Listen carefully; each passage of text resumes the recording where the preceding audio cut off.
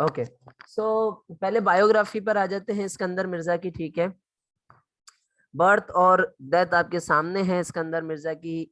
his birth is in 1899 and his death is in 1969। ठीक है, ये सिंपल है, सिंपल सी बातें हैं जो बहुत इजी है याद रखना। सेकंड चीज, इनका फुल नेम जो है ना वो साहिबजादा या साहबजादा जिसको हम आम जबान में कहते हैं, सैयद सिकंदर अली मिर्जा था, लेकिन हम इनको पॉपुलराइज शॉर्ट में क्या बोलते हैं, सिकंदर मिर्जा। सिकंदर मिर्जा मुर्शिदाबाद में पैदा हुए, बंगाल के अंदर। अगेन कहां पर पैदा हुए, तो बंगाल कितना इंपॉर्टेंट रीजन है। ठीक है, he was from east Pakistan. बात याद रखने वाली ये है कि वो कहां से थे, ईस्ट पाकिस्तान से थे। ये पाकिस्तान के पहले प्रेसिडेंट बने, ये पाकिस्तान के पहले, he was the first president of Pakistan, he was the first president of Pakistan. तो आप इससे आपको एक सवाल आना चाहिए जहन में कि सर इससे पहले कोई प्रेसिडेंट नहीं था क्या? मैं कहूंगा नहीं, इससे पहले जो प्रेसिडेंट का ओहदा था वो कहा जाता था गवर्नर जनरल, वो कहा जाता था गवर्नर। सबको ट्री याद है, कौन पहला कौन दूसरा बना? ठीक है, अपने अपने दिमागों में बना लेना।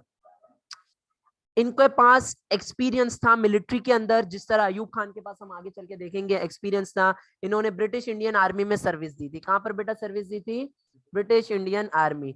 लियाकत अली खान ने इनको, जब लियाकत अली खान की मिनिस्ट्री चल रही थी, when Liaquat Ali Khan was the prime minister, Liaquat Ali Khan ने इनको फर्स्ट डिफेंस सेक्रेटरी अपॉइंट किया था। क्या अपॉइंट किया था?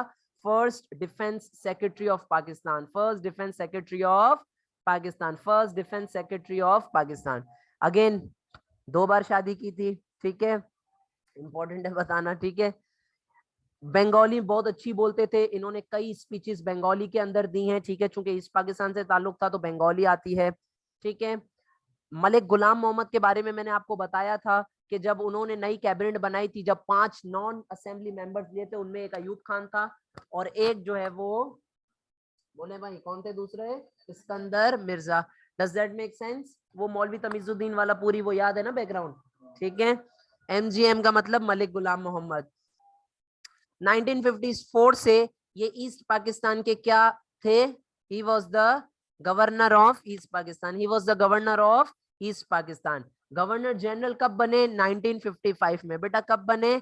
1955 में। कब बने? 1950। और इन्होंने आते ही बेटा किसको हटा दिया?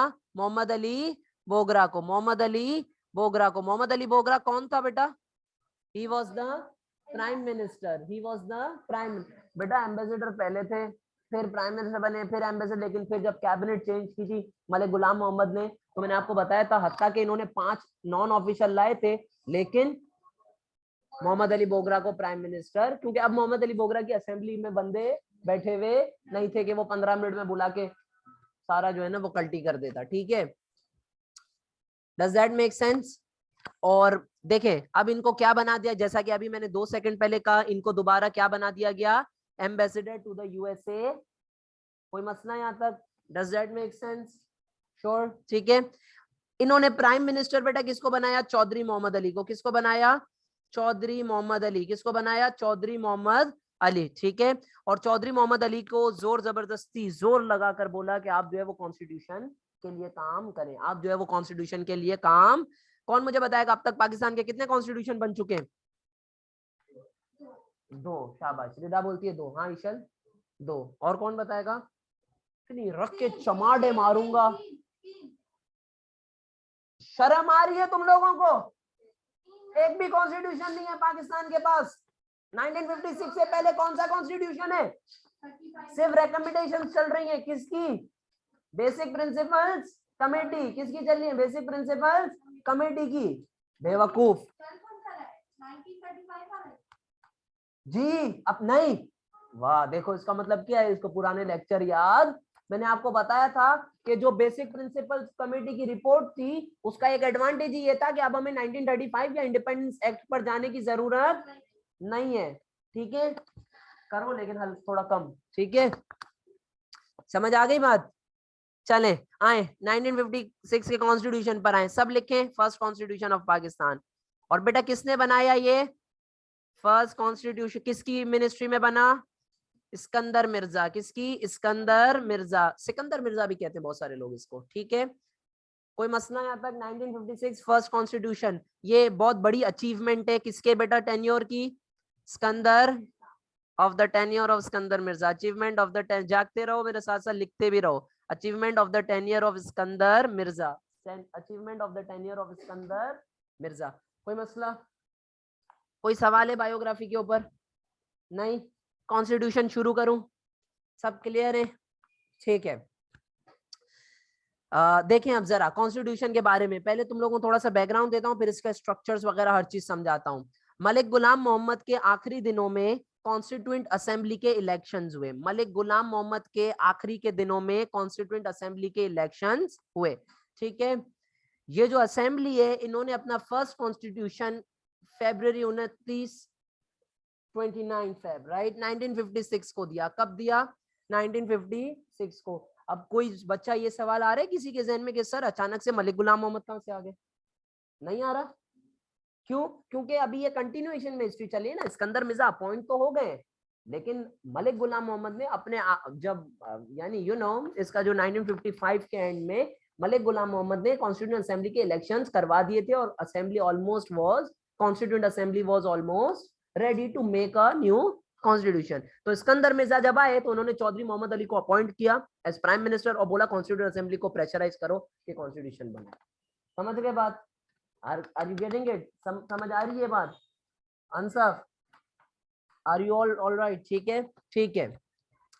अच्छा, अब ये कॉन्स्टिट्यूशन बेटा इंपोज कब किया गया ऑफिशियली? कब अनाउंस किया गया? मार्च 23। किसी का ये सवाल है सर इतनी सारी डेट्स याद रखना जरूरी है? नहीं, इतनी सारी डेट्स, स्पेसिफिक मंथ और डेट्स, डे याद रखना जरूरी नहीं है, ईयर याद कर लो।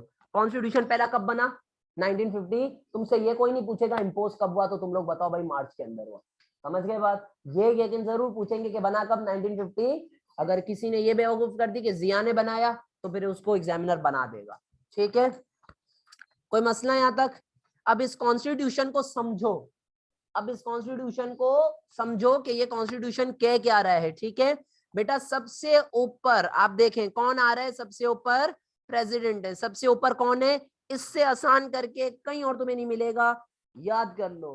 ठीक है, मेरे नोट्स के बगैर इसको समझना आप ओ लेवल बच्चों के लिए मुश्किल ही नहीं नामुमकिन है। ठीक है, तो आप इसको समझ ले। प्रेसिडेंट सबसे ऊपर है, ही is the top most, top position. Top position कौन सी है? प्रेसिडेंट की। कोई बच्चा फौरन इसके ऊपर क्रिटिक करे, बोलो सर ये प्रेसिडेंट अचानक कहां से आ गया? सबसे ऊपर तो गवर्नर जनरल होता था। तो मैं क्या बोलूंगा आपको कि अब गवर्नर जनरल का नाम चेंज होकर, तो अब गवर्नर जनरल सिकंदर मिर्जा नहीं, प्रेसिडेंट सिकंदर मिर्जा। जैसे ही ये कॉन्स्टिट्यूशन आया था, गवर्नर जनरल सिकंदर मिर्जा से वो क्या बन गया? प्रेसिडेंट सिकंदर मिर्जा। ही वो बेटा पहला प्रेसिडेंट कौन था पाकिस्तान का? सिकंदर मिर्जा। कोई मसला, कोई इशू? अब बात करते हैं प्रेसिडेंट के पास पावर्स क्या थे। प्राइम मिनिस्टर कौन अपॉइंट करेगा? प्रेसिडेंट। इमरजेंसी पावर, कभी भी इमरजेंसी, याद है गवर्नर जनरल के पास इमरजेंसी पावर होती थी। ठीक है, समझ रहे हो बात को? तो वही पावर्स अब किसके पास ट्रांसफर हो गई है? प्रेसिडेंट के पास, क्योंकि ओहदा सेम है, नाम चेंज हो रहा है। कभी भी चाहे वो नेशनल असेंबली और प्रोविंशियल असेंबली को खत्म कर सकता, कभी भी असेंबलीज को खत्म कर सकता है। Does that make sense? He can dissolve या एंड नेशनल असेंबली या प्रोविंशियल असेंबली।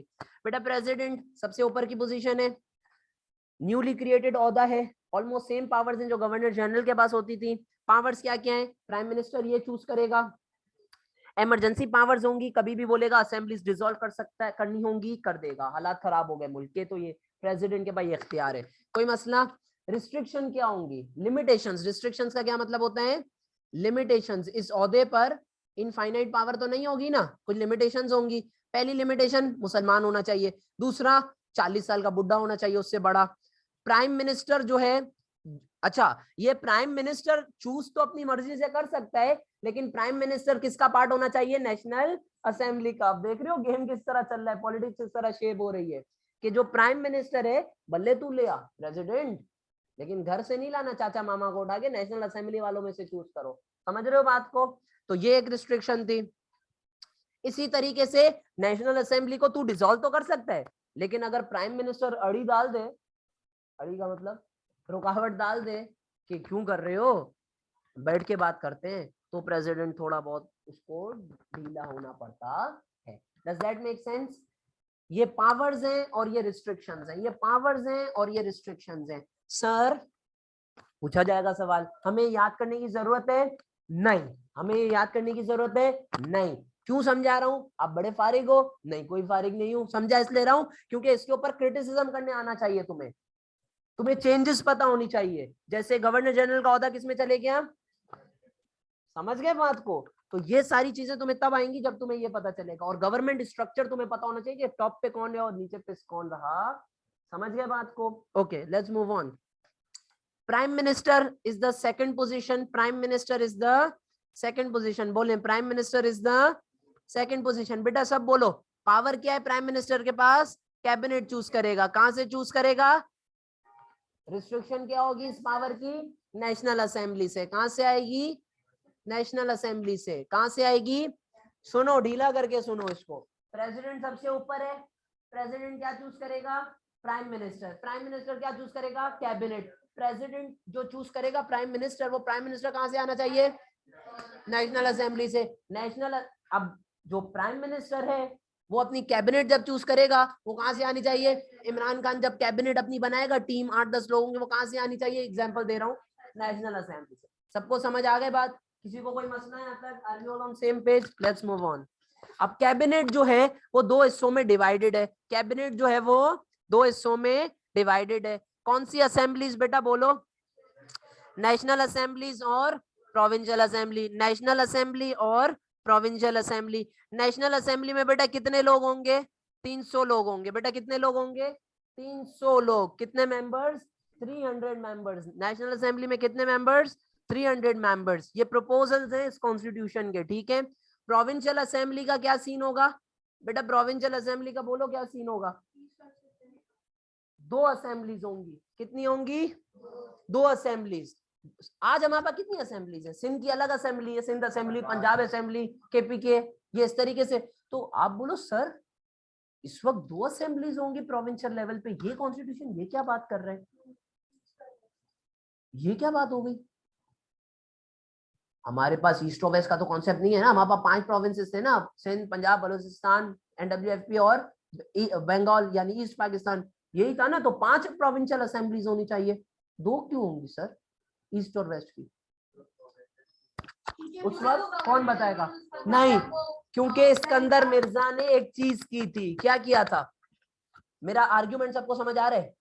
लाइन क्या कस रहा हूं तुम्हारे आगे? जुमला वो ये बोल रहा हूं भाई, नेशनल असेंबली तो एक ही होती है ना, वन। इसको यहां पर नहीं लिखा, लिख लो अपने पास, single body. National assembly will be single body, will be 10 अपने घर की नेशनल असेंबलियां थोड़ी बना सकता हूं मैं, एक ही बॉडी होगी, सिंगल असेंबली, सिंगल बॉडी। कोई मसला?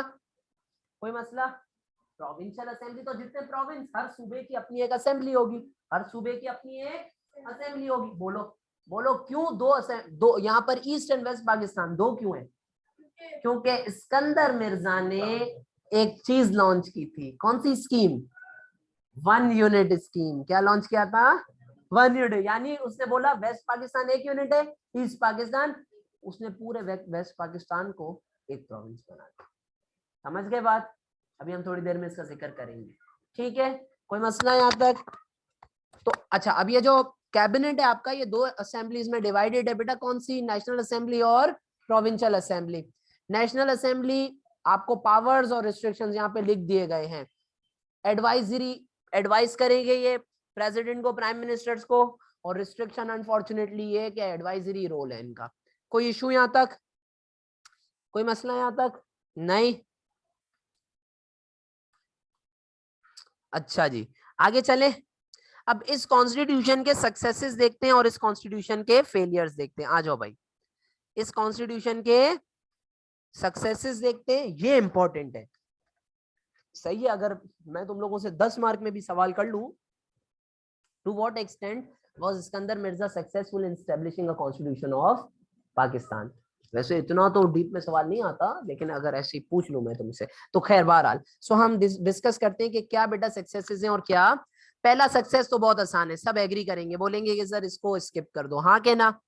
यस और नो? पहला कॉन्स्टिट्यूशन था ये पाकिस्तान का, तो ये बहुत बड़ी सक्सेस है हमारे लिए। 1956 का जो कॉन्स्टिट्यूशन है, it was the first constitution of Pakistan that was made under the tenure of Iskandar Mirza, साहबजादा Iskander Mirza. ठीक है, दूसरी सक्सेस पता है क्या थी? दूसरी सक्सेस ये थी कि ये जो कॉन्स्टिट्यूशन था, अब देखो मेरी बात सुनो, अभी ईस्ट और वेस्ट क्या आपस में दोस्ती में? नहीं, वो तो लड़ाई तो चली रही है ना आपस में इनकी, ईस्ट और वेस्ट की, हाँ के ना? अब मेरी बात जरा गौर से सुनना, ये जो कॉन्स्टिट्यूशन था ये दोनों को करीब लाने की एक कोशिश थी, ये दोनों को करीब लाने की एक कोशिश थी, ये दोनों को यूनाइट करने की एक कोशिश थी। ठीक है, किस तरीके से कोशिश थी? वेस्ट पाकिस्तान की पार्टी और ईस्ट पाकिस्तान की पार्टी की अलग अलग डिमांड्स थी। कुछ डिमांड्स तो ऐसी थी जो बिल्कुल ही ऑपोजिट थी। फर्स्ट करो एग्जांपल बंगाली और उर्दू वाली, फर्स्ट करो एग्जांपल वो बोलते थे कि भाई मेजॉरिटी हमारे यहाँ से, तो नेशनल असेंबली में कभी 50-50% सीट्स नहीं होनी चाहिए। एक और एग्जांपल भी फर्स्ट कर लो, इसी साथ रिवाइज करा रहा हूँ तुम्हें पूरा। एक और एग्जांपल ये हो सकती है डिसएग्रीमेंट की, वो बोलते थे कि मेजॉरिटी चूंकि हमारी है तो प्राइम मिनिस्टर प्रेसिडेंट कहाँ से आना चाहिए? ईस्ट से आना चाहिए। वेस्ट बोलता था नहीं, हम चौधरी हम ही लाएंगे। समझ रहे हो बात? तो अब ये देखो कि ये कॉन्स्टिट्यूशन की एक इंपॉर्टेंस, या सक्सेस का मतलब इंपॉर्टेंस भी होता है। ठीक है बेटा, दूसरी इंपॉर्टेंस क्या थी कि this constitution was a compromise between league and United front. बेटा यूनाइटेड फ्रंट क्या था? नहीं, यूनाइटेड फ्रंट क्या था? ईस्ट पाकिस्तान की पार्टी है ये, east Pakistan, it represents east Pakistan. United front represents east Pakistan. वो यूनियन पंजाब यूनियनिस्ट पार्टी अलग थी बेटा, पार्टी, हाँ वो अलग है। ठीक है, कोई मसला यहाँ तक? अब सीन सुनो, अब बोलो सर अभी भी हमें क्लियर नहीं है कि ये यूनिटी कैसे ला रहा था। समझ आ रही है बात? ये यूनिटी किस तरीके से? तो इसका जवाब तुम्हें मिलता है, कैसे ला रहा था भाई ये यूनिटी? यूनाइटेड फ्रंट की एक अपनी अलग डिमांड थी इस पाकिस्तान के लोगों की, जो मैंने तुम्हें बताया। मुस्लिम लीग की भी अलग डिमांड थी। अब हुआ क्या, इस कॉन्स्टिट्यूशन ने बोला चलो लीग और इन यूनाइटेड फ्रंट की दोनों की डिमांड पूरी करते हैं। बंगाली और उर्दू दोनों को जो है ना वो ऑफिशियल लैंग्वेज का दर्जा दे दिया जाता है, तो दोनों करीब है। सो ये कॉन्स्टिट्यूशन की सेकंड इंपॉर्टेंस है। So for example United front ने बोला कि हम प्रोविंशियल ऑटोनॉमी की डिमांड खत्म कर देंगे। प्रोविंशियल ऑटोनॉमी का क्या मतलब है? ईस्ट पाकिस्तान वाले बोल रहे थे कि हमें अपना मुल्क चलाने, हमें अपना विंग चलाने, वेस्ट पाकिस्तान की गवर्नमेंट हमारे यहाँ इंटरफेयर नहीं करे। समझ रहे हो बात को? तो वेस्ट पाकिस्तान को ये चीज मंजूर नहीं थी, वेस्ट पाकिस्तान को ये चीज मंजूर नहीं थी। तो उन्होंने क्या बोला यूनाइटेड फ्रंट को कि तुम अपनी ये प्रोविंशियल ऑटोनॉमी की डिमांड खत्म कर दो, हम तुम्हें बंगाली को नेशनल लैंग्वेज बना देते, एक डिमांड छोड़ो एक डिमांड पूरी हो। इस तरीके से वेस्ट और ईस्ट पाकिस्तान की पार्टीज आपस में क्लोजली अलाइड होने लगी। कोई मसला यहाँ तक? कोई मसला यहाँ तक? तो इससे कुछ हद तक ही सही, लेकिन दोनों पार्टीज के अंदर यूनिटी आई। किसी को कोई इश्यू है यहाँ तक? नहीं, आगे चले। इसी तरह हमारे लॉन्ग स्टैंडिंग जो रोल प्लेयर्स हैं उलेमाज, ठीक है, वो बड़े खुश हुए, उन्होंने देखा कि इस्लामिक रिपब्लिक ऑफ पाकिस्तान नाम आ गया है। ठीक है, तो ये नाम देख के हम बड़े खुश हुए उलेमाज। ठीक है, और इसकी इंपॉर्टेंस ये थी इस कॉन्स्टिट्यूशन की कि इसके अंदर ये कहा गया था कि बेसिक ह्यूमन राइट्स प्रोटेक्टेड रहेंगे। तो इससे जो माइनॉरिटीज थी पाकिस्तान के अंदर उनको थोड़ा बहुत सुकून। माइनॉरिटीज में कौन कौन आ सकता है? क्रिश्चियंस हैं, सिख्स हैं, हिंदूज हैं। कोई मसला यहाँ तक? कोई इशू? तो बेटा चार मैंने तुम लोगों को इंपॉर्टेंस बताई इसकी। 1956 के इस्कंदर मिर्जा के लाए हुए कॉन्स्टिट्यूशन की चार इंपॉर्टेंस है। पहली इंपॉर्टेंस क्या है? पहली इंपॉर्टेंस ये है, बोलो, पहला कॉन्स्टिट्यूशन है। दूसरी इंपॉर्टेंस ये कि यूनाइटेड फ्रंट और लीग को ये करीब लेकर आया। यूनाइटेड फ्रंट ने प्रोविंशियल ऑटोनॉमी की डिमांड छोड़ दी, लीग ने बोला कि हाँ ठीक है चलो अब हम बंगाली उर्दू दोनों को बना देते हैं नेशनल लैंग्वेज। समझ रहे हो बात को? तीसरी इंपॉर्टेंस क्या है इसकी? वेरी गुड, उलेमास खुश हो गए थे क्योंकि इस्लामिक रिपब्लिक नाम दे दिया गया था। वो हमेशा से यही कह रहे थे कि इस्लाम का ज्यादा किरदार होना चाहिए। और चौथी इंपॉर्टेंस ये, माइनॉरिटीज खुश हो गई थी। वो क्यों खुश हुई थी? क्योंकि उनके राइट्स की प्रोटेक्शन की बात कॉन्स्टिट्यूशन में की गई थी। कोई मसला? लेकिन ये फेलियर्स क्या है इस कॉन्स्टिट्यूशन के? ये कॉन्स्टिट्यूशन के फेलियर्स क्या है? बोले भाई। पहला फेलियर ये, कॉन्स्टिट्यूशन सिर्फ कितने दिन चल सका? मैंने पूछा कितने दिन चल सका, तो आप बोलेंगे सर 365 मल्टीप्लाई बाय 2 कर दो, 2 साल चल सका। कितना साल चल सका? क्यों? क्योंकि उसके बाद कौन आ गए? Major general Ayub Khan. अयूब खान ने आके अपना मार्शल लॉ लगा दिया। Thank you for that sound. ठीक है, तो पहला फेलियर क्या है इस कॉन्स्टिट्यूशन का? Lasted only for 2 years, lasted only for 2 years। Interest है उनकी बातों में तुम्हें ज्यादा? हाँ यस, मतलब ओ अच्छा अच्छा, हाँ हाँ ये टाइपो है बेटा। Thank you very much Ansar for highlighting this. इसका मतलब यही पढ़ता है क्योंकि यही हाईलाइट कराते हैं। ये देखें, lasted only 2 years before president Mirza को काटें, क्या लिखेंगे बेटा?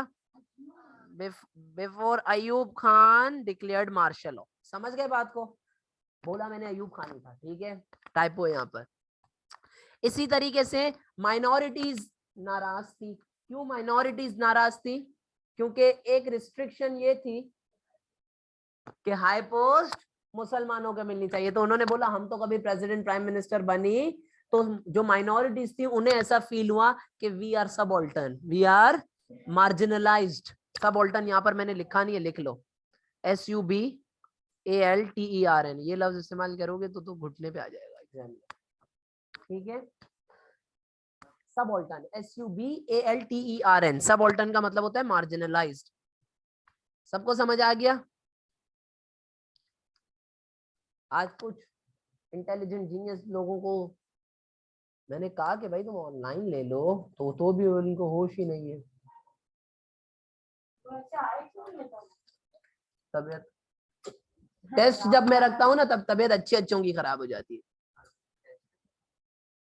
चलें आगे चले,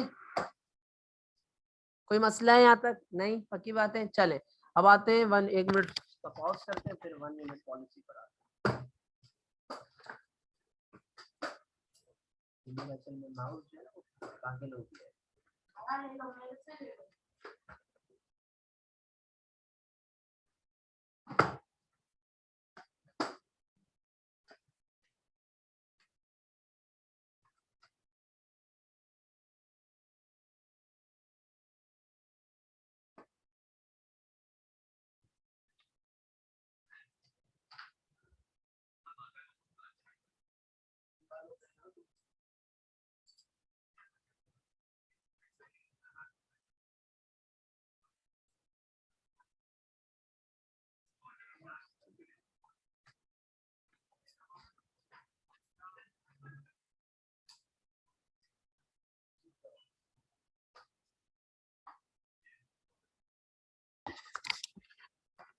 चले आ जाओ, अब आ जाओ 1 यूनिट पॉलिसी के ऊपर। किसके ऊपर? 1 यूनिट पॉलिसी के ऊपर। क्या थी ये 1 unit policy?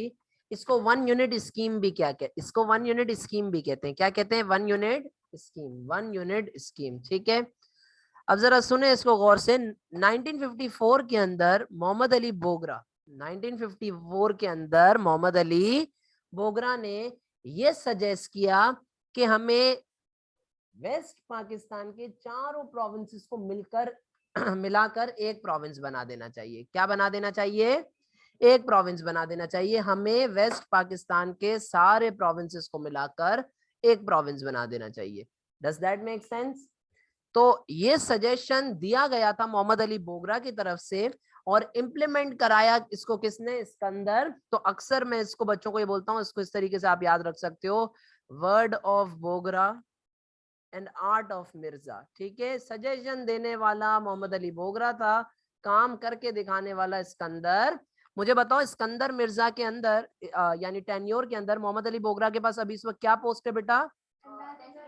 Yes, he is the ambassador to USA। फिर वो कौन है प्राइम मिनिस्टर? चौधरी मोहम्मद अली। कौन है? चौधरी मोहम्मद अली, ठीक है। तो ये जो प्रपोजल है मोहम्मद अली बोगरा का, सिकंदर मिर्जा ने इसको इम्प्लीमेंट किया 1955 में। कब किया? इन द विंटर्स ऑफ 1955, अक्टूबर 5 1955 में मोहम्मद अली बोगरा के दिए हुए सजेशन, जो कि उसने 1 साल पहले नवंबर 1954 में दिया था, कि वेस्ट पाकिस्तान के तमाम प्रोविंसेस को मिलाकर एक प्रोविंस बना देना चाहिए। सिकंदर मिर्जा ने वो चीज एक्सेप्ट की और इसको कहा जाता है 1 यूनिट पॉलिसी या फिर 1 यूनिट स्कीम। क्या कहा जाता है? 1 यूनिट पॉलिसी या फिर 1 यूनिट स्कीम। अब सवाल ये पैदा होता है कि ये लॉन्च क्यों की गई, क्लेम क्या किया सिकंदर मिर्जा ने कि मैं 1 यूनिट पॉलिसी क्यों ला रहा हूं। भाई जाहिर है 4 अलग अलग सूबों को मिलाकर आप एक प्रोविंस बना देंगे तो क्या लोग सवाल नहीं करेंगे? तो सिकंदर मिर्जा ने रीजंस दिए कुछ, ठीक है। पहला रीजन सिकंदर मिर्जा ने ये दिया कि ये गवर्नमेंट को चलाने में ज्यादा एफिशिएंट रहेगा। ये गवर्नमेंट को चलाने में अलग अलग प्रोविंसेस में गवर्नमेंट को बड़ी मिन्नतें समाजतें ख्वारियां करनी पड़ती हैं उन ख्वारियों से, और ये सारी चीजों से गवर्नमेंट बच जाएगी। एफिशिएंटली एक प्रोविंस होगा, उसको एफिशिएंटली चलाया जा सकता। तो फर्स्ट क्लेम या first reason that Sikandar Mirza suggested was that कि 1 यूनिट स्कीम से हमारे पास पॉलिटिकल स्टेबिलिटी आएगी and government will get ease to run the country. The government will get ease to run the country. समझ रहे हो मेरी बात को? तो ये पहला था। दूसरा क्या था? दूसरा ये था सिकंदर मिर्जा ने ये रीजन दिया कि इससे हम ज्यादा जल्दी तरक्की ला सकेंगे, इससे ज्यादा जल्दी तरक्की ला सकेंगे, इससे ज्यादा जल्दी तरक्की ला सकेंगे। अलग अलग प्रोविंसेस को रीच आउट करने की जगह अब बस हम इसे एज 1 प्रोविंस ट्रीट करेंगे तो हमारे पास डिसीजंस एफिशिएंटली लिए जा सकेंगे। कि आइदर देखे ना, अब फर्ज करें east sorry Sindh, Punjab, Balochistan, NWFP, east Bengal, इसकी जगह सिंपली ईस्ट पाकिस्तान और वेस्ट पाकिस्तान। समझ रहे हो? 5 अलग अलग कहना, ईस्ट पाकिस्तान, सॉरी बलूचिस्तान, सिंध, ये सारा अलग अलग की जगह 2 कहना आसान है। तो इसी तरह 2 को चलाना भी एडमिनिस्ट्रेटिव लेवल पर भी आसान होगा, दोनों को में तरक्की देना भी आसान होगा। अलग अलग होते थे तो उस वक्त ये भी रोना होता था पंजाब में सबसे ज्यादा तरक्की हो रही है, सिंध में नहीं हो रही है। अब एक जब 2 बन जाएंगे तो चाहे पंजाब में हो चाहे सिंध में तरक्की हो, क्या कहा जाएगा कि वेस्ट पाकिस्तान में तरक्की हो रही। सही है। इसी तरीके से सिकंदर मिर्जा का एक जो नेशनलिस्ट क्लेम था, नेशनलिस्ट या पेट्रियोटिक क्लेम था, वो ये था कि जब हम एक बना देंगे वेस्ट पाकिस्तान को तो उससे ये होगा कि वेस्ट पाकिस्तान में कल्चरल डिफरेंसेस कम हो जाएंगे। क्या हो जाएगा? Cultural differences. याद है चैप्टर 10-11 पढ़ाते हुए मैंने ये बात बताई थी कि कुछ हिस्टोरियंस ने ये लिखा है कि ये अलग अलग 4 मुल्क हैं, सिंधी, बलोच, पंजाबी, पख्तून, पश्तून। सही है। तो बेटा सिकंदर मिर्जा ने बोला कि अगर हम पूरे इन प्रोविंसेस को मिलाकर वेस्ट पाकिस्तान को एक प्रोविंस बना देंगे तो उससे यूनिटी बढ़ेगी। क्या बढ़ेगी? यूनिटी बढ़ेगी। क्या इंक्रीज होगी? ये क्यों जरूरी था बेटा? ये इस वजह से जरूरी था क्योंकि इससे पहले क्या हो रहा था? इससे पहले ये हो रहा था कि हर कोई अपने मुल्क हर कोई अपनी प्रोविंस की गवर्नमेंट को फेवर करता था। हर कोई अपनी प्रोविंस की गवर्नमेंट का पेट्रियोटिक बन चुका था, उसको फेवर करता था। तो नेशनल गवर्नमेंट के लिए कोई इतना ज्यादा पेट्रियोटिज्म लोगों के अंदर नहीं था। सेंट्रल गवर्नमेंट या नेशनल गवर्नमेंट के लिए, फेडरल गवर्नमेंट के लिए लोगों के दिलों में इतना ज्यादा पेट्रियोटिज्म, लोगों के लिए जो पेट्रियोटिज्म था वो जिस पर्टिकुलर मुल्क प्रोविंस में वो रहते थे उस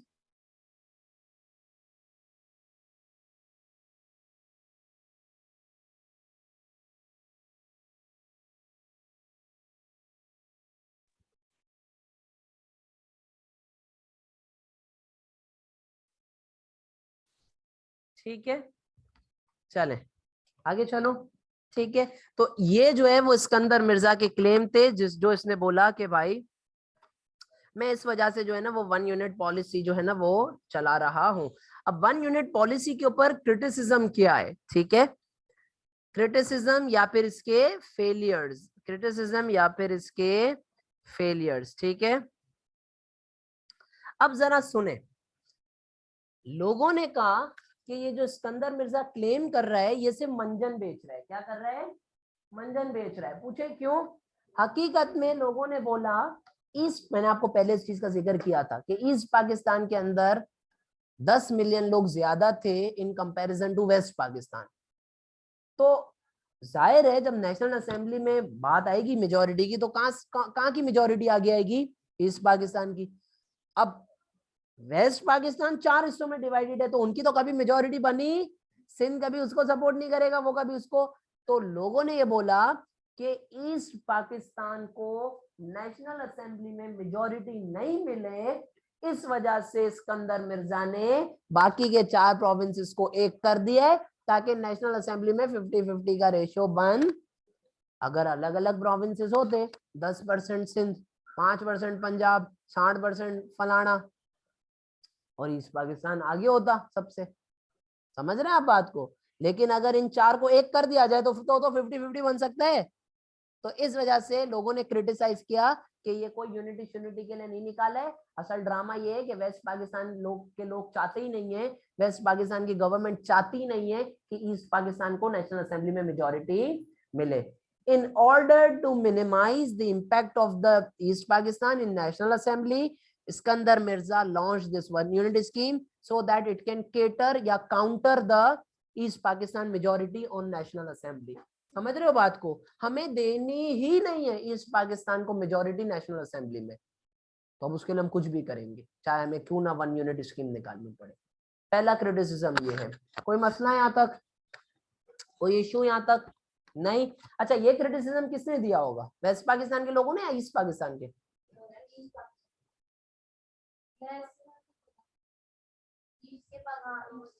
किसने दिया होगा? क्यों?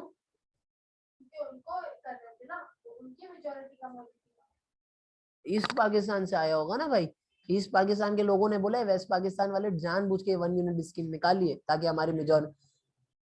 ये तो चलो ईस्ट पाकिस्तान से आया ना क्रिटिसिज्म, इसकी पॉलिसी को वेस्ट पाकिस्तान वालों ने भी क्रिटिसाइज किया। एक तो बंगालियों की तरफ से आया ना ईस्ट पाकिस्तान, हमने भी क्रिटिसाइज किया। पता है कैसे? हम लोगों ने बोला कि ये जो 1 यूनिट कर रहे तू, इसमें बढ़ चढ़कर सामने सिर्फ पंजाब के लोग आएंगे, क्योंकि पंजाब में सबसे ज्यादा डेवलप्ड प्रोविंस था। तो बाकी के जो स्मॉलर प्रोविंसेस हैं उनका क्या होगा? तो वेस्ट पाकिस्तान के लोगों ने भी इसकी इस स्कीम को क्रिटिसाइज किया। जो ये खास कंदर वो बंगाली था, तो वो ईस्ट पाकिस्तान के लोग तो उसको सपोर्ट करते ना। नहीं, वो आपकी बात सही है। दैट इज उसकी by birth he was from east Pakistan, ठीक है, लेकिन he was playing his political part in the west part। ठीक है, समझ आ रही है बात? अब मुझे शायान समझा देगा कि ये 2 क्रिटिसिज्म्स क्या थे। हाँ, पहला क्या था? ईस्ट पाकिस्तान के लोगों ने बोला, ईस्ट पाकिस्तान के लोगों ने ये बोला कि ये इसने इस वजह से निकाली है ताकि ईस्ट पाकिस्तान कभी नेशनल असेंबली में मेजोरिटी फॉर्म नहीं कर सके। आंसर दूसरे पॉइंट में क्या है?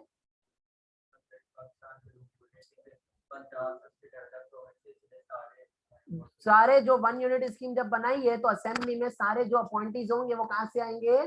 पंजाब के लैंडलॉर्ड्स और पंजाब के जमींदार और एरिस्टोक्रेट्स आएंगे। ठीक है, does that make sense?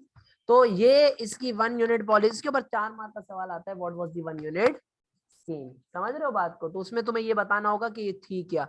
Bogra ने सजेस्ट किया 54 में, मिर्जा ने इंप्लीमेंट की 55 में। वेस्ट पाकिस्तान के सारे प्रोविंसेस को जोड़कर एक बना दिया गया, प्रोविंशियल जो है ना वो, ताकि 2 प्रोविंसेस हो जाए, ईस्ट एंड वेस्ट पाकिस्तान। हाँ,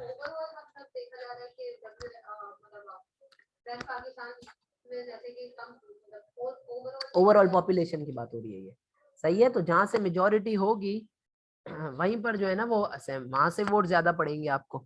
कोई मसला यहाँ तक? कोई इश्यू नहीं? 100% श्योर? चले, किसी को कोई सवाल है तो पूछ ले प्लीज। कोई जी।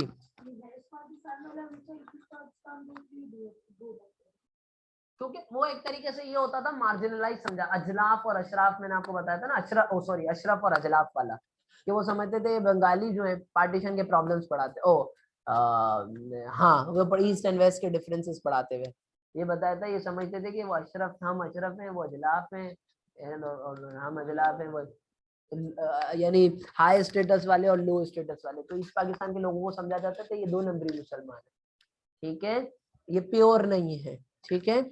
अब आते हैं मॉडर्नाइजेशन पॉलिसीज। जो हमारे प्रीवियस 2 लोग हैं उनकी तरह सिकंदर मिर्जा ने खाली ये कॉन्स्टिट्यूशन ये वो नहीं किया, मॉडर्नाइजेशन पॉलिसीज फटाफट गो थ्रू कर लेते हैं, बहुत आसान है। इंडस्ट्रियलाइजेशन का क्या मतलब होता है? ग्रोथ ऑफ, आसान जबान में ग्रोथ ऑफ इंडस्ट्रीज या फैक्ट्रीज, ग्रोथ ऑफ इंडस्ट्रीज या फैक्ट्रीज, ग्रोथ ऑफ इंडस्ट्रीज या फैक्ट्रीज, ठीक है। इंडस्ट्रियलाइजेशन हुई, रूरल डेवलपमेंट प्रोग्राम्स लॉन्च किए गए, इंडस्ट्रियलाइजेशन हुई, रूरल डेवलपमेंट प्रोग्राम्स लॉन्च किए गए। कराची एयरपोर्ट मुकम्मल किया गया, कब मुकम्मल किया गया? 1955 में। कब मुकम्मल किया गया? 1955 में, 1955 में। मॉडर्नाइज, रेलवे को मॉडर्नाइज किया गया, ठीक है। टेलीफोन सिस्टम अच्छा किया गया, गवर्नमेंट ने अपनी स्पेंडिंग बढ़ाई पब्लिक हेल्थ केयर में, लेकिन ये इतनी ज्यादा बातें ज्यादा थी और काम कम था। बहुत बोलते थे हम ये भी करेंगे वो भी करेंगे, किया लेकिन उतना ज्यादा नहीं किया जितना प्रोमिसेस किए। ये मॉडर्नाइजेशन पॉलिसीज थी सिकंदर मिर्जा की। किसकी पॉलिसीज थी? सिकंदर मिर्जा की मॉडर्नाइजेशन पॉलिसी। कोई मसला यहाँ तक? बहुत सिंपल सी है, ठीक है। शायान कोई इशू है? कोई सवाल करना है? शायान, शामिल, तुम्हें समझ आ रहा है नहीं आ रहा? या सब ऊपर से आ रहे? F16 तो नहीं जा रहा कुछ? ठीक है, अब हम लेते हैं इसको।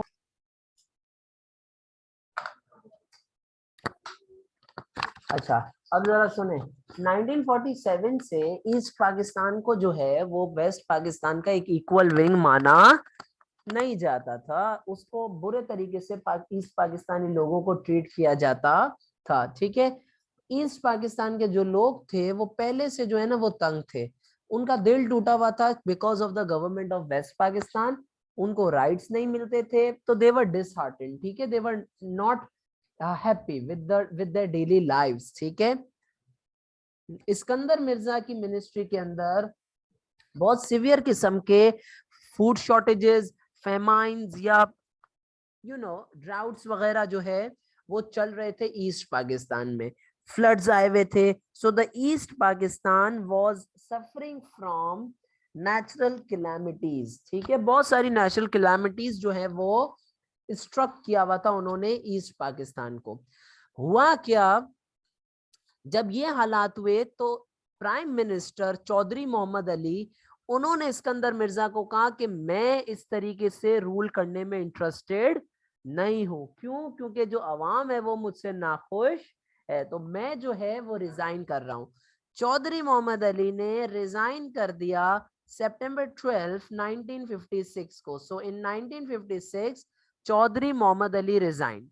जैसे ही चौधरी मोहम्मद अली ने रिजाइन किया, सिकंदर मिर्जा ने एक दूसरा प्राइम मिनिस्टर बनाया, हुसैन शहीद सोहरावर्दी। हुसैन शहीद सोहरावर्दी, ये कहां से थे?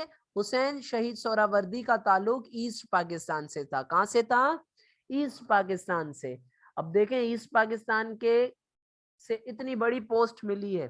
सिकंदर मिर्जा ने सोहरावर्दी को इस वजह से प्राइम मिनिस्टर बनाया क्योंकि सिकंदर मिर्जा चाहता था कि जो ईस्ट पाकिस्तान के लोग नाखुश हैं, नाराज हैं, वो थोड़ा बहुत खुश हो जाएं। तो चौधरी मोहम्मद अली ने जब रिजाइन किया सितंबर 12, 1956 में, सिकंदर मिर्जा ने नेक्स्ट प्राइम मिनिस्टर शायान किसको बनाया? हुसैन शहीद सोहरावर्दी को, ठीक है। सोहरावर्दी जो है वो बहुत अच्छा जो है ना वो he knew a lot of things about politics, उनका कैरियर भी था, ठीक है। But issue was that Suhrawardy was not interested in ruling as a puppet ruler. Suhrawardy Mirza को ये कहता था मुझे आप इजाजत दें, मुझे जो मैं रिफॉर्म्स बता रहा हूं वो लाएं। मिर्जा जो है उन रिफॉर्म्स को एप्लीकेबल, या मिर्जा जो है वो उसके साथ उसकी बनती इतनी नहीं थी। तो चौधरी मोहम्मद अली को रिजाइन करने के बाद नेक्स्ट प्राइम मिनिस्टर पाकिस्तान का कौन बना? हुसैन शहीद सोहरावर्दी। सोहरावर्दी का ताल्लुक ईस्ट पाकिस्तान से था। सिकंदर मिर्जा ने ये सोचा अगर मैं इसको बनाऊंगा तो उससे मुझे फायदा ये होगा कि जो ईस्ट पाकिस्तान के लोग हैं उनकी नजर में मेरी रेपुटेशन बढ़ेगी।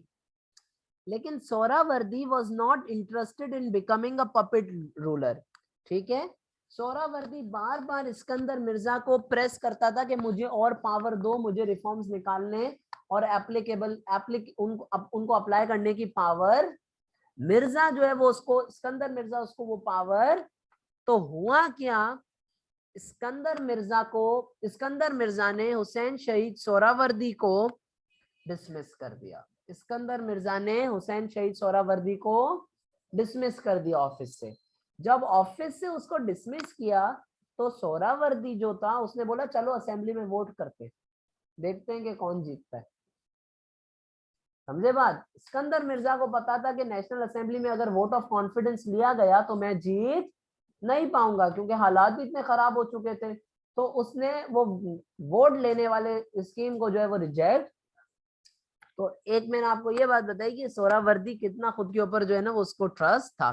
खैर बहरहाल हुआ क्या, हुसैन शहीद सोहरावर्दी भी प्राइम मिनिस्टर के तौर से हट गया। उसके बाद 1957 में ही, एक महीने बाद आप कह लें, ठीक है, या 2 महीने बाद, 2 महीने के कहानियों से सारे प्राइम मिनिस्टर चेंज हो रहे हैं। अगला प्राइम मिनिस्टर जो बनाया गया वो इब्राहिम इस्माइल चुंद्रीगर को बनाया गया। किसको बनाया गया? जिसके ऊपर आई चुंद्रीगर रोड है ना कराची में, हमारे यहाँ पर स्टेट बैंक वाला। सोहरावर्दी को हटाकर किसको बनाया गया? आई चुंद्रीगर को, इब्राहिम इस्माइल चुंद्रीगर को। अब इब्राहिम इस्माइल चुंद्रीगर की जो गवर्नमेंट थी, उसकी जो कैबिनेट थी, उसके अंदर अलग अलग जगहों से लोग थे, तो वो कभी भी मेजर बात के ऊपर अग्रीमेंट नहीं करते थे। तो झगड़े फसाद और बढ़ते गए। तो हुआ क्या, कॉन्स्टिट्यूशन के ऊपर भी भाई जो लोग इस्कंदर मिर्जा की गवर्नमेंट का पार्ट थे, मेरी बात सुनना आप गौर से इसको, इस्कंदर मिर्जा ने, चौधरी मोहम्मद अली ने जब रिजाइन किया तो लाया सोहरावर्दी को। सोहरावर्दी से इनकी बहस हुई, सोहरावर्दी को डिसमिस किया, उसकी जगह लाया इब्राहिम इस्माइल चुंद्रीगर को। इब्राहिम इस्माइल जो था, उसकी गवर्नमेंट इतनी अलग अलग जगहों से लोग थे कि वो मेजर डिसीजंस के ऊपर भी एक पेज पर आते, वो मेजर डिसीजन के ऊपर भी अग्री नहीं करते थे। हुआ क्या, चुंद्रीगर को भी हटा दिया गया। उसके बाद कौन आया? फिरोज खान नून। फिरोज खान वो जब प्राइम मिनिस्टर बना तो उसकी कैबिनेट के अंदर भी इतने अलग अलग डाइवर्स जगहों से लोग थे कि उसकी कैबिनेट भी चल नहीं सकी और कॉन्फ्लिक्ट्स होते गए। हुआ क्या बेटा, जब 1950 ये सारे प्राइम मिनिस्टर, अब जो हुआ क्या, फिरोज खान नून की भी जो है वो हुकूमत चल, और ये चलता गया, सिस्टम चलता गया। 1956 का जब एंड आया तो इस्कंदर मिर्जा को ये ख्याल आया कि भाई 1956 का जो कॉन्स्टिट्यूशन था उसमें हमने ये प्रॉमिस किया था कि हम 1957 में इलेक्शंस करेंगे। अब मिर्जा को पता था अगर मैं अभी इलेक्शंस करूंगा तो मैं जीत नहीं पाऊंगा। तो उसने क्या किया, इस्कंदर मिर्जा ने, वो किसके पास गया? मिलिट्री के पास, वो अयूब खान के पास। सही है, अयूब खान के पास जब वो गया। अच्छा, अब मेरी एक बात यहाँ सुनते चले, क्यों आपको लगता है इस्कंदर मिर्जा ने इलेक्शंस अरेंज नहीं किए? क्योंकि हालात इतने खराब हो गए थे कि उसको पता था कि मैं जो है वो जीत, पहला ये रीजन था। और दूसरा रीजन ये था कि जो सोहरावर्दी था वो ऑपोजिशन के अंदर सारी पार्टीज को जमा करके तैयार कर रहा था कि इलेक्शन अगर हो तो हम लड़े। तो मिर्जा को पता था मैं जीत नहीं सकता, मिर्जा को पता था मैं जीत नहीं पाऊंगा। तो इस वजह से वो गया, मिलिट्री की मिन्नतें समाजतें की, और अयूब खान ने अक्टूबर 24 को 1958 में मार्शल लॉ लगा दिया। क्या लगा दिया? मार्शल लॉ लगा दिया। ठीक है, कोई मसला यहाँ तक? जब मार्शल लॉ लगाया गया उसके अंदर क्या बोला गया कि जो कॉन्स्टिट्यूशन है, इस्कंदर मिर्जा के टाइम का जो कॉन्स्टिट्यूशन है, कब बना था? 1956 में। 1956 के कॉन्स्टिट्यूशन को अबॉलिश कर दिया जाएगा, खत्म कर दिया जाएगा। अभी जो गवर्नमेंट है इस्कंदर मिर्जा की वो भी खत्म हो जाएगी, असेंबलीज डिसॉल्व हो जाएंगी, पॉलिटिकल पार्टीज के ऊपर बैन लग जाएगा। और जब तक कोई दूसरा हल नहीं मिलता पाकिस्तान की गवर्नमेंट के लिए, पाकिस्तान अंडर मिलिट्री रूल या Pakistan under martial law, this was the first martial law in the history of Pakistan, first martial law in the history of Pakistan. Does that make sense? अब हमारे पास अयूब खान है। Yes, 24 October 24 1958। ठीक है, कोई और क्वेश्चन है यहाँ तक? प्लीज पूछ लो। हाँ,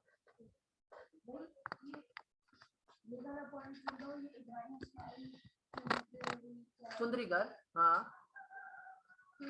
ये आया तो फिर देखो, इब्राहिम इस्माइल चौधरीकर जब अपॉइंट हुआ तो उसकी जो गवर्नमेंट थी, सिकंदर मिर्जा ने बोला था तू ऐसी कैबिनेट ले कि पंजाब, सिंध, पाकिस्तान के हर कोने से तेरी कैबिनेट में एक बंदा मौजूद हो। नेशनल असेंबली में तो हर कोने से बंदे मौजूद थे ना, और कैबिनेट कहाँ से उठानी है? नेशनल। आपको कॉन्स्टिट्यूशन में पढ़ा, बताया मैंने। तो मिर्जा ने इसको बोला तू ऐसी कैबिनेट बना कि हर जगह से लोग हो, ताकि तू हर किसी की सुन सके कि वो चाहते।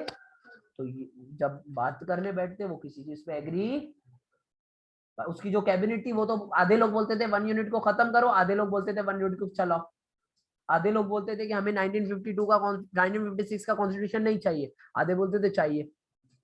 फिरोज खान जब आया चुंद्रीगढ़ के बाद तो उसकी कैबिनेट और ज्यादा डाइवर्स थी, और ज्यादा झगड़े।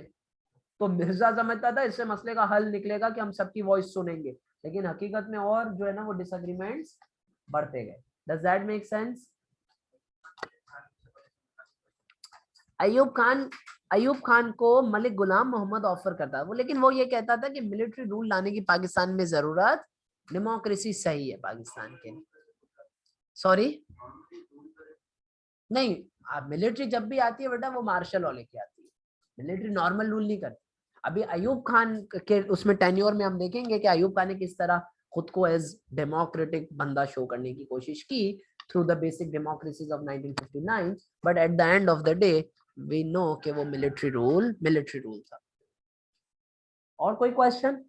सबको समझ आ? जी।